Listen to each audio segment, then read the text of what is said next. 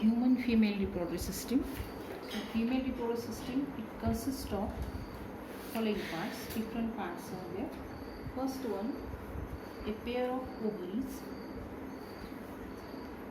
Two ovaries, they are present. Then a pair of oviduct.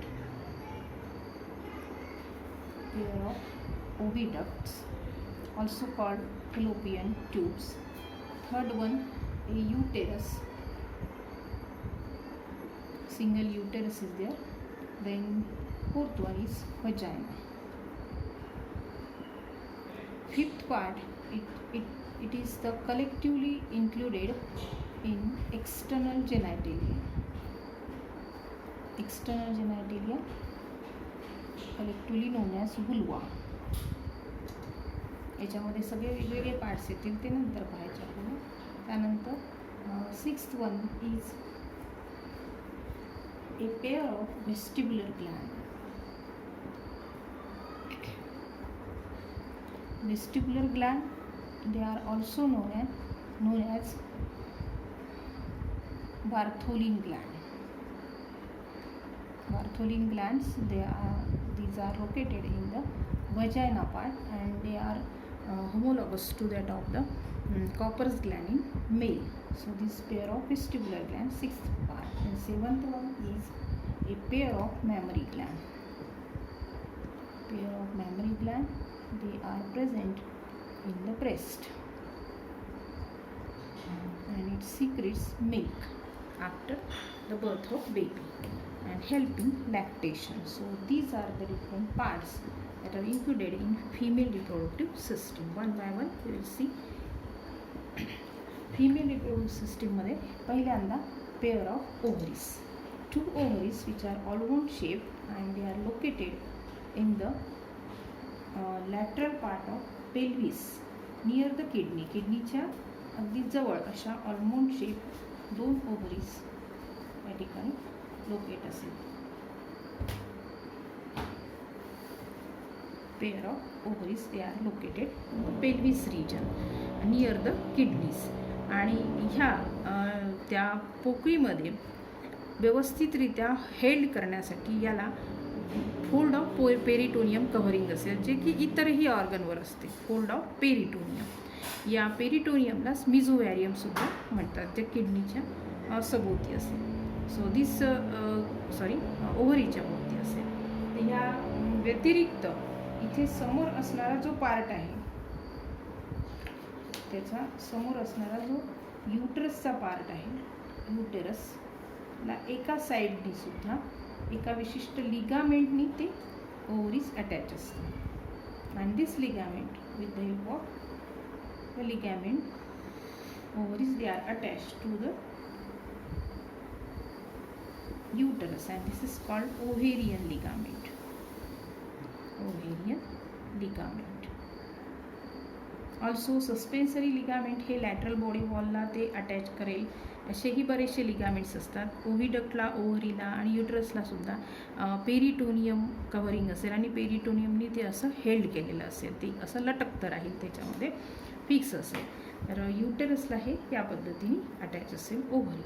Each of the ovary, तिचे मेजरमेंटसुद्धा दिलेले आहे. ही ovary it is about 3 centimetre in length, 1.5 centimetre in breadth and 1 centimeter in thickness. It is 1 centimeter in thick. त्याच्यामुळे आपण ओव्हरीचं section घेऊन त्याच्यामधले स्ट्रक्चर्ससुद्धा पाहू शकतो. So this is the measurement of ovary and function of ovary. Primary function of ovary is to produce ovum by a process called oogenesis. oogenesis या प्रोसेसनी ohm तयार होत असतो यामध्ये, ओव्हरीमध्ये. जी मेन्स्ट्रुअल सायकल आपण बघितलेली आहे, त्या मेन्स्ट्रुअल सायकलमध्ये जी 28 डेजची असते, त्यातल्या एका मेन्स्ट्रुअल सायकलमध्ये एका ओव्हरीमधून तर दुसऱ्या मेन्स्ट्रुअल पिरियडमध्ये दुसऱ्या ओव्हरीमधून एक ओहम फक्त रिलीज होत असतो. एका वेळेला एकच ओहम रिलीज होत असतो. तर ही ओहम फॉर्मेशनची जी प्रोसेस आहे ती oogenesis ही त्या मुलीच्या जन्माच्या, म्हणजे गर्ल फिटस आहे तर ते तिच्या जन्माच्या आधीपासूनच म्हणजे जेव्हा तो गर्ल फिटस तयार होत आहे किंवा तिचा एम्ब्रिओ तयार होत आहे तेव्हापासूनच ही प्रोसेस इथे सुरू झालेली असते.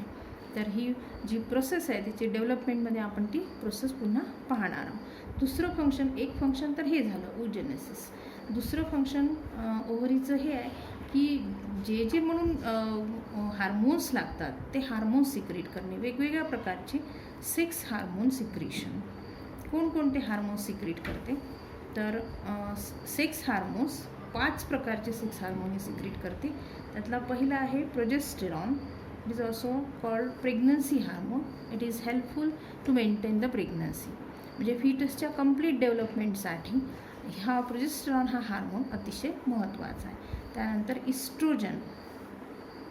इस्ट्रोजन हा एक हार्मोन ते सिक्रेट करते. त्यानंतर तिसरा relaxin at the end of pregnancy. शेवटी हा रिलॅक्सिन सिक्रेट केला जातो. आणि त्यानंतर एक ॲक्टिव्हिन हा हार्मोन सिक्रेट केला जातो.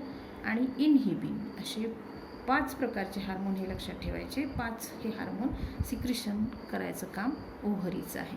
So this is the primary sexual organ which produces ovum by a process called oogenesis, and it also secretes the progesterone, estrogen, relaxin, activin and inhibin, like 5 sex hormones which are involved in the different functions related to the reproductive system. तर हे झालं ओव्हरीबद्दल. आता ओव्हरीमधले वेगवेगळे changes, तिची development, हिस्टॉलॉजी हे आपण नंतर पाहणार. नंतर आहे pair of oviduct. 2 oviducts they are present here about the ovary. 2 oviducts असतील. आणि ओव्हिडक्टचे पुन्हा वेगवेगळे पार्ट्स आहेत तेही आपल्याला नंतर पाहायचे. 2 लांब अशा ओव्हिडक्ट असतील. एक 10 ते 12 सेंटीमीटर लांब अशी ट्यूब असते आणि ती अशी याला ओव्हिडक्ट ही शेवटी तिचं शेवटचं टोक, एक एंड जे आहे ते ह्या ओव्हरीला अटॅच असतं आणि दुसरं एंड जे आहे ते युट्रसमध्ये ओपन होतं. दोन्ही फेलोपियन ट्यूब किंवा 2 ओव्हिडक्ट ह्या या 2 बाजूनी युट्रसमध्ये ओपन होतात आणि एकेका साईडने त्या ओव्हरीला अटॅच असतात.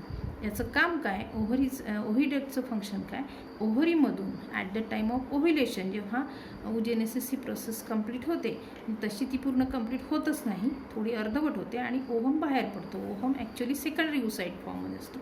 हा ओव्हम किंवा ओसाईड जो बाहेर पडतो तो ह्या ओव्हिडक्टमधून कॅरी केला जातो. तो इथे घेतला जातो आणि इथून तो इकडे आणला जातो. फर्टिलायझेशनची साईट जी आहे तीही महत्त्वाचं आहे. ओव्हिडक्टमध्ये फर्टिलायझेशनची साईट ही आहे. This region is called ampulla. We will see in later points. बाकी याच्यामध्ये ते आपण पाहूया. तर एका अँटेरियर एंडनी हे ओव्हिडक्ट हे युट्रसमध्ये ओपन होतं.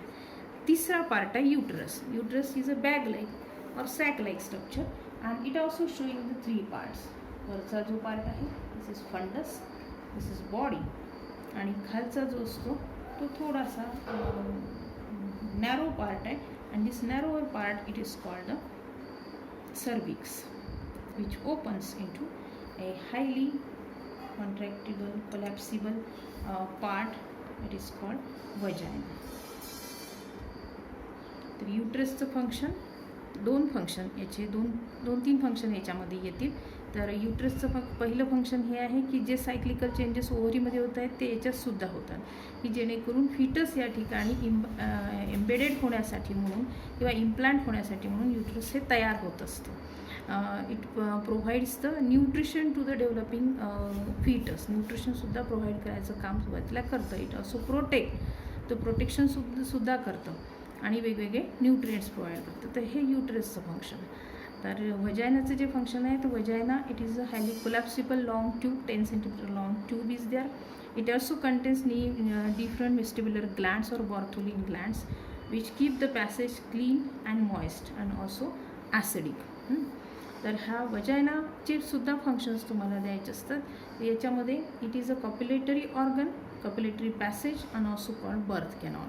तर हे सगळे एक पार्ट आपण डिफरंटली वेगळ्या पॉईंटमध्ये पाहणारच आहोत. ही जनरल डायग्राम आहे, general description of the female reproductive system.